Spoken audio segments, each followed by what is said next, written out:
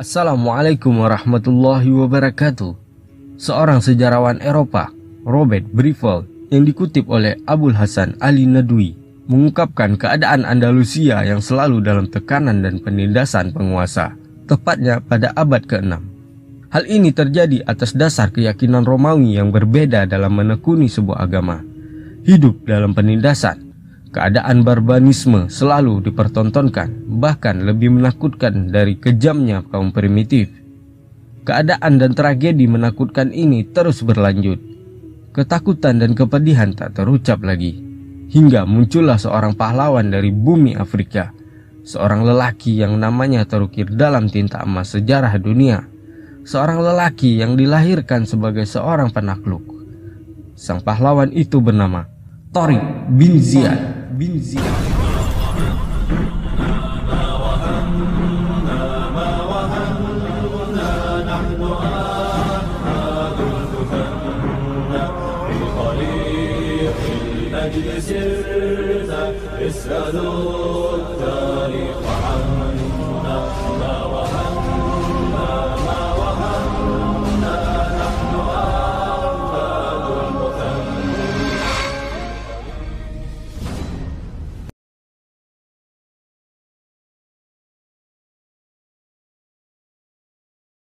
Tidaklah karena keinginan akan kekuasaan, melainkan merubah suatu keadaan yang buruk menjadi lebih baik.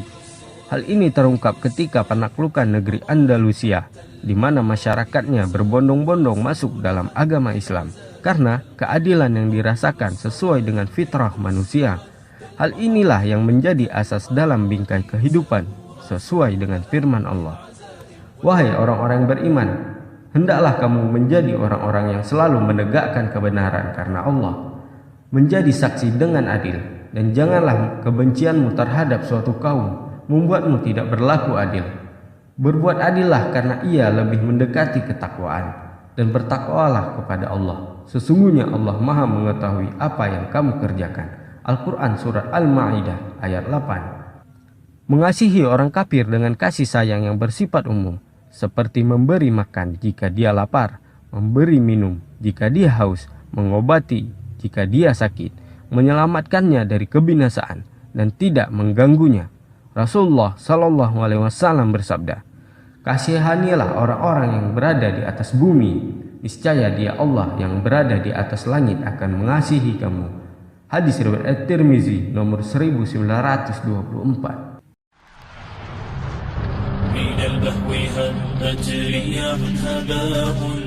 Hal inilah yang menjadikan aspek kedikdayaan Andalusia ketika berada di bawah kekuasaan Muslim, yang awalnya terpuruk atas penindasan Raja Roderick, khususnya di Siberia, di mana kekejaman ditampakkan seakan-akan melebihi kaum primitif, seperti yang digambarkan oleh sejarawan Eropa Robert Breuil. Hal ini bermula atas perbedaan keyakinan yang terjadi di tubuh kaum Nasrani.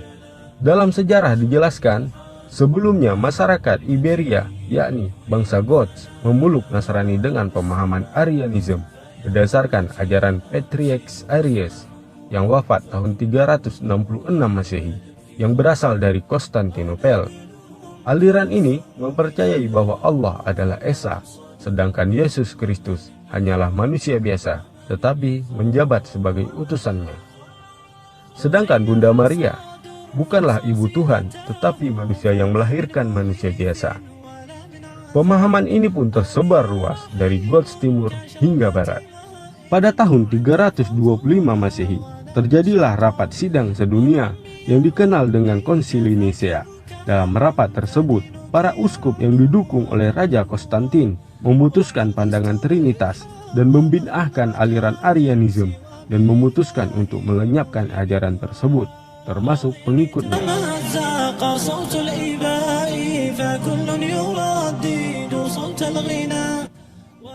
Oleh karena itu, kita dapati sejarah perang antara keduanya. Namun, di balik itu semua, Goths Barat yang masih setia akan ajaran Arianisme masih menjadi benteng terkuat yang belum mampu dijajah oleh pasukan Trinity. Hingga pada tahun 507 Masehi, di bawah Panglima G. Shirley, mampu membangun kerajaan Trinity yang berpusat di Toledo, hingga ajaran Arianisme pun mulai hilang secara total ketika Raja Richelieu I. Atas dukungan dari Bishop Isidore, Richelieu I berhasil mengumumkan ajaran Trinitas sebagai ajaran resmi di setiap wilayah dan membasmi saingan mereka, Arianisme. Sejak saat itu, ajaran Arianisme mulai berangsur lenyap, dan jika pun masih ada yang mengamalkannya, mereka tidak berani menampakkannya karena takut akan penguasa yang bertindak keras. Hal ini pun dirasakan oleh kaum Yahudi yang jelas-jelas bertentangan dengan ajaran Trinity tersebut. Dari sinilah awal pergolakan masyarakat yang masih mengadopsi ajaran Arianisme dengan pemerintah yang dikenal kejam. Kemiskinan dan ketidaknyamanan pun selalu menjadi makanan para penduduk negeri Andalus sampai masa Roderick, raja terakhir Visigoth, tahun 710 Masehi sampai 712 Masehi. Yang dikenal kekejamannya, kezaliman yang tak ada kadarnya ini menjadikan rakyatnya geram. Sementara di sisi lain, kemakmuran dan keadilan kerajaan Muslim terdengar sampai di telinga Andalus, hingga mereka pun meminta bantuan untuk menggulingkan raja mereka, yakni Roderick. Segera Tariq bin Ziyad rahimahullah mengadukan perihal tersebut kepada Musa bin Nusair rahimahullah. Beliau pun mengecek keaslian informasi penduduk Andalus. Ternyata benarlah apa yang dikatakan, kekejaman Roderick sudah melampaui batas. Segera beliau menyampaikan hal tersebut kepada Amirul Mukminin Al-Walid bin Abdul Malik rahimahullah.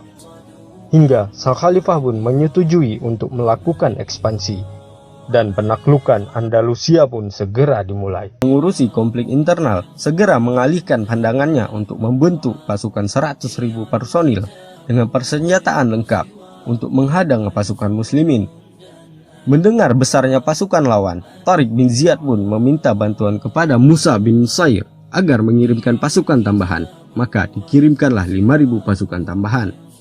Hingga pada tanggal 28 Ramadan 92 Hijriah bertepatan dengan 18 Juli 711 Masehi, kedua pasukan itu pun bertemu di Medina Sidonia.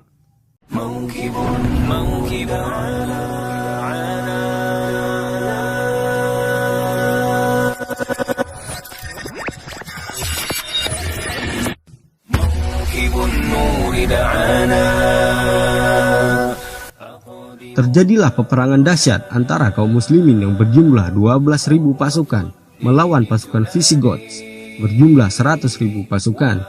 Jumlah yang tidak sebanding ini tidak menciutkan nyali sang pejuang. Dengan penuh keimanan dan kesabaran serta mengharap pertolongan Sang Maha Perkasa, kaum muslimin terus maju menerjang bagaikan singa yang garang. Seluruh kepastian akan kemuliaan, menang atau syahid menjadi modal mental dalam membumi hanguskan kezaliman. Perang yang mengguncang singgasana Eropa ini berlangsung selama 8 hari. Harapan para penduduk Andalusia serta doa kaum muslimin terus terpancar dalam dada-dada mereka. Nahnu ahfadu kiramin arhamul kufru zamana. Hingga Allah Subhanahu wa Ta'ala menghendaki kemenangan kaum muslimin dan berakhirlah penguasa Roderick di Andalusia. Gema takbir pun terdengar dari berbagai sisi pasukan. Senyuman yang tertahan dalam penindasan bangsa Visigoth mulai terlihat di wajah para penduduk Andalusia. Kemenangan ini pula yang mengawali kebesaran Andalusia yang dikenal dengan keadilannya, atau bangsa Eropa menyebutnya dengan Spanish of Three Religions, dan menjadi pusat peradaban ilmu pengetahuan dunia kala itu.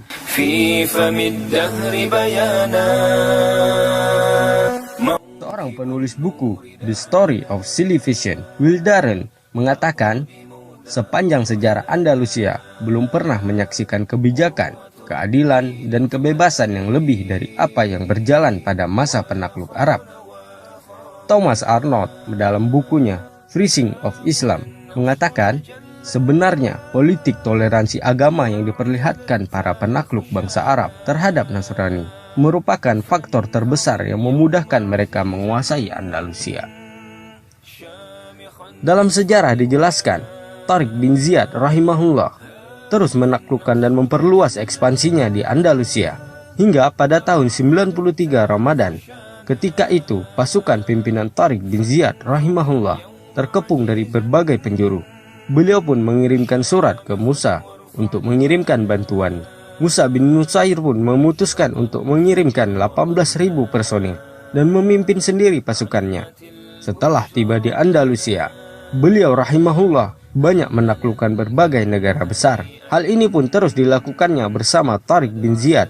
Dan setelah itu, Musa pun mengirim surat kepada Khalifah Al-Walid bin Abdul Malik atas penaklukannya tersebut. Sesampai surat tersebut dibacakan, sang khalifah pun sujud syukur dengan penuh ketakwaan. Dalam sejarah dijelaskan, hampir saja beliau rahimahullah menggerakkan pasukannya ke pusat kekuatan Romawi. Namun Allah berkehendak lain. Musa bin Nusair pun dipanggil oleh khalifah untuk kembali ke Damaskus.